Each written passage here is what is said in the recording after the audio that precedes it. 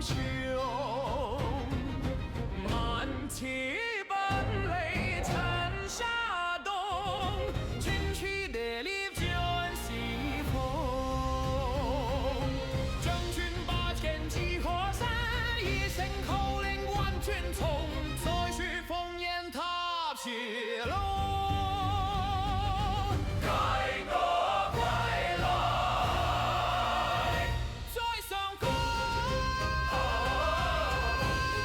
除夕将至，本该万家灯火、阖家团圆的一夜，却因一场突如其来的断播引爆全网。2月14日晚，河南卫视春晚在数百万人同时在线观看的情况下，播出不到1小时，画面突然消失，回放随即在抖音、B 站、微博等平台同步下架。官方仅以不可抗力回应，究竟是技术事故，还是触碰红线？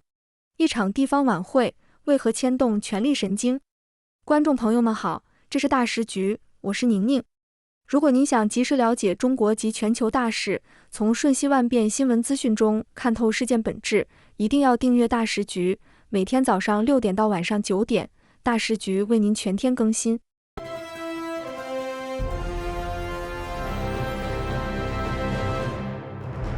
2026年2月14日晚，河南卫视播出的新年联欢晚会在抖音同步直播。根据多方流传的数据显示，当晚抖音直播间一度有800万人同时在线观看，整体追播量被指达到4000万级别。对一台省级卫视春晚而言，这个流量规模是相当罕见的。然而，就是在这样的观看热度下，原本预告长达4小时的节目，在播出约47分钟后，画面突然被硬生生掐断。没有主持人收尾，没有字幕说明，也没有任何技术故障提示。画面戛然而止，这显然不是正常结束。据观众反映，在这不到1个小时的播出过程中，大量广告密集穿插。原定晚上7点半播出，但前期先连播了近20分钟广告，接近7点50分才正式进入正片。而正片开始后，节目与广告之间的切换频率远超预期，甚至出现节目进行到一半突然插播广告的情况。例如，相声演员岳云鹏在演唱豫剧时，唱到中段画面突然切换至商业广告，导致观感极差。不少观众直言，这简直是在广告里穿插了少量节目。但真正引爆舆论的，并不是广告过多，而是接下来发生的事。断播结束不久，已播出部分的回放视频在各大平台，包括抖音、哔哩哔哩、B 站、微博，迅速被下架处理。目前，官方渠道几乎无法再找到当晚完整播出的内容。官方方面并未明确说明直播中断与下架的具体原因，对外仅有不可抗力的模糊说法，没有技术报告，也没有补播安排。一夜之间，舆论场炸锅，大量网友质疑中共紧急断播，在怕什么？也有人留言，如果只是广告问题，为什么回放要全网清空？还有人直言，权力说不能播就不能播。外界普遍推测，真正触发断播的很可能并非商业操作，而是晚会内容本身。那么问题就来了，这台晚会究竟播出了什么？根据海外 X 平台流传的视频画面，这场晚会整体呈现的是浓厚的中国传统文化风格，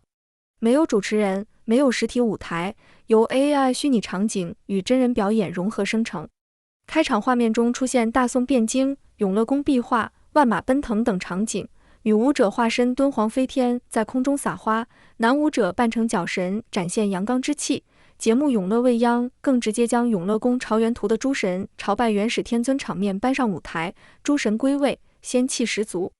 整场晚会几乎没有政治口号，舞台上满是中原国风、汉服元素，非遗打铁花，还有融合游戏燕云16声的节目《长夜中尽》，铁花漫天，龙腾火海，配上诗词吟诵，长夜中尽，山河月明。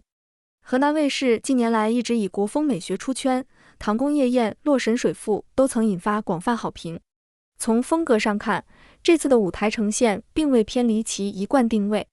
也正因如此，这次的突然断播才显得格外耐人寻味。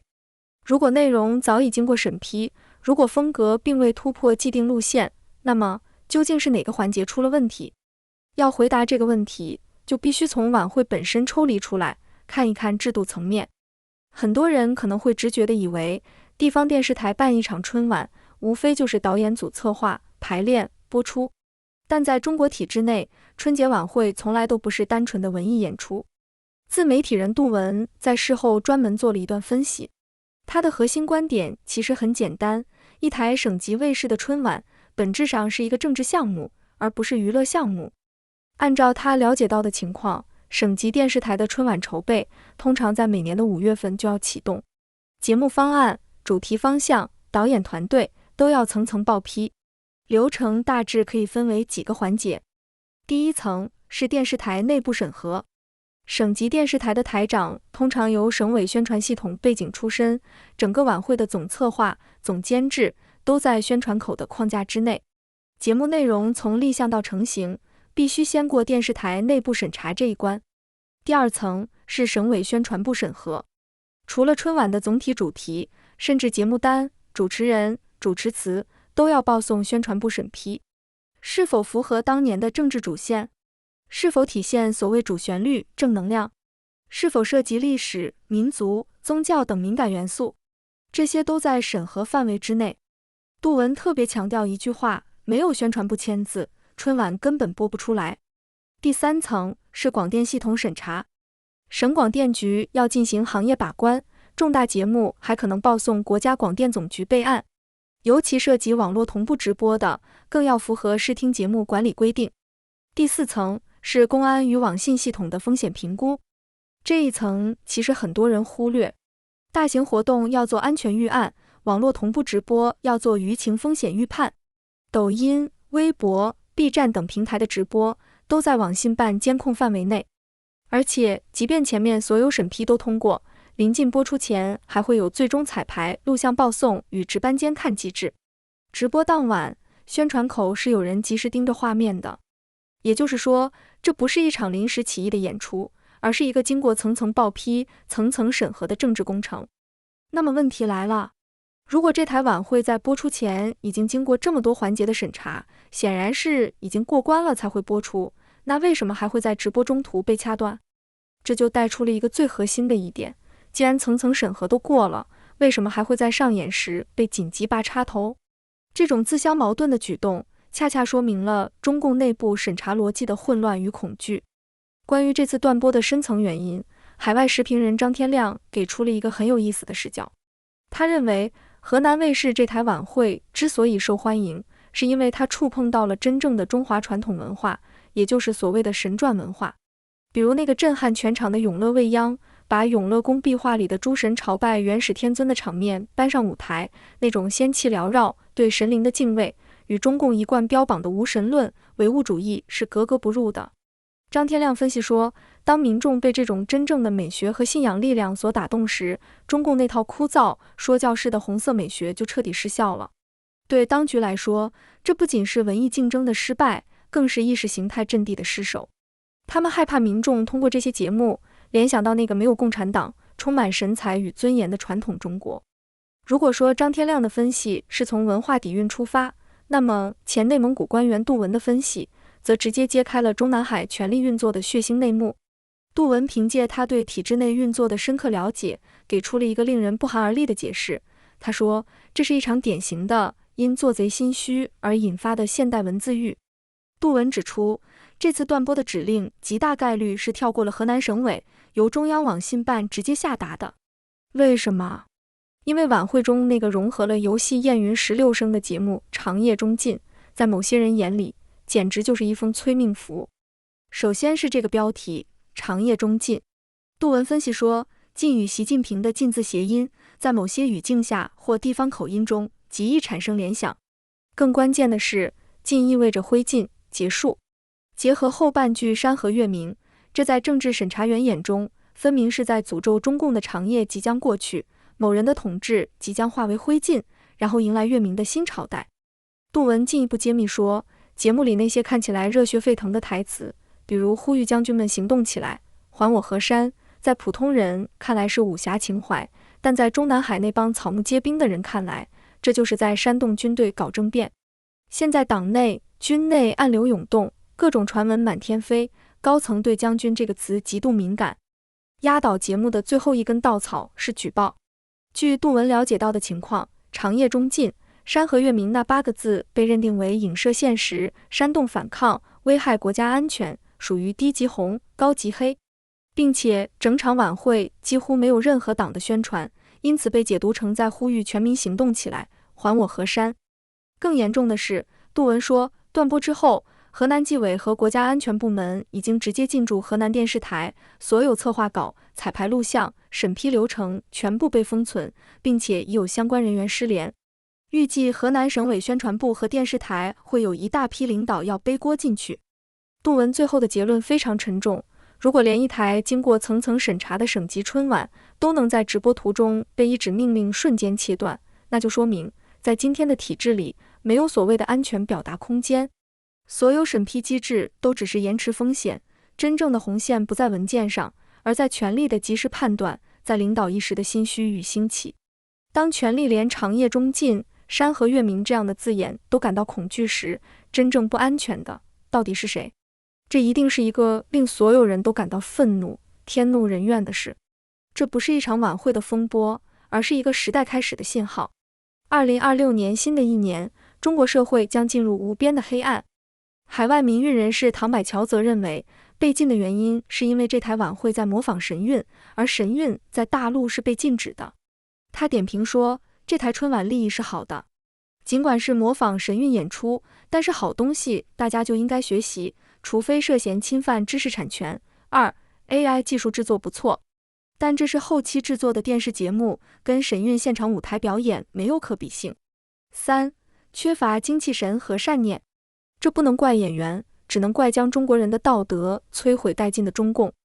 神韵艺术团 Shenyang Performing Arts 是由海外法轮功学员于2006年在美国纽约创办的专业艺术表演团体，以复兴中华5000年传统文化为宗旨，每年推出全新节目，在全球巡回演出。神韵演出以中国古典舞为主，融合民族民间舞、武术、京剧元素，配以原创的中西合璧的音乐、华丽服饰和独特的动态天幕技术。舞台上常呈现神传文化、仙佛故事、历史传说和道德寓意，强调真、善、忍价值观。节目中经常出现飞天、仙女、神明等传统神传意象，旨在让观众感受到中华传统文化的辉煌与神圣。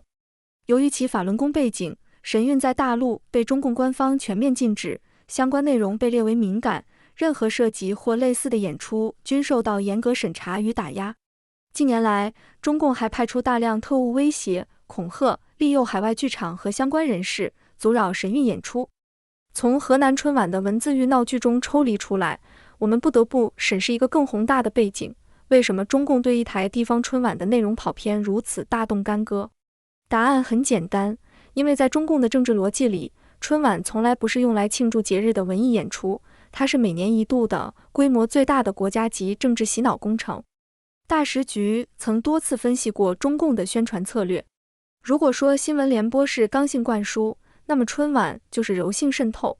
它利用亲情、团圆、喜庆这些人类最本能的情感，将党的意志、政策和所谓的伟大成就包装成糖衣炮弹，强行喂给每一个坐在电视机前的中国人。在我们提供的这份内幕资料中提到，早期的春晚还能看到一些针砭时弊的小品，但近年来，春晚已经演变成了掩饰制度缺陷的遮丑布。节目清一色的歌颂听党话、跟党走，内容涵盖了所谓的扶贫攻坚、民族和谐，强行营造出一种大国盛世的虚假繁荣。有网民一针见血的评论说，春晚是在侮辱正常人的智慧，甚至是抓屎敷脸，在民生困苦、经济萧条的现实下，硬要百姓看着电视笑出来。尤其是李书磊掌管中宣部之后，这种洗脑变得更加精致化。人们发现直接喊口号会引起反感，于是开始研究人矿心理学，试图用更具美感的包装来进行红色渗透。河南卫视的爆火本质上是民众对这种精致洗脑的另一种防御，人们转向寻求真正的传统文化和审美。然而，正如我们在前面所分析的，一旦这种美脱离了党的绝对掌控，甚至产生了长夜中尽这种可能唤醒民众反抗意识的火星，宣传机器就会立刻露出狰狞的爪牙。这种洗脑教育最阴毒的地方还在于，他试图定义什么是文化。他把中华5000年的文明阉割，只剩下所谓的延安窑洞美学，或者是被党过滤后的伪传统。当河南卫视试图还原一点真正的神文化，一点对神灵的敬畏时，就立刻触动了中共统治的根基。因为中共知道，如果百姓心中有了神，有了真正的传统道德标准，那么党的假恶斗就再也藏不住了。这就是为什么央视春晚越来越难看，却必须年年办下去的原因。它不是为了让你开心，而是为了让你服从；不是为了展示文化，而是为了展示权力。沈阳刘女士在采访中说，20多年不看春晚了，没意思，什么都不真实。说人民获得幸福，其实只有恐惧感。当一个政权需要靠一台晚会来强行定义你的幸福，并对任何不符合剧本的光明感到战栗时，这个洗脑工程的底座其实已经崩塌了。河南春晚被掐断的信号，其实就是中共政治宣传全面失灵的预告片。这里是大时局，感谢你的陪伴与思考，我们一起在动荡中坚守真相，在黑暗中点燃希望。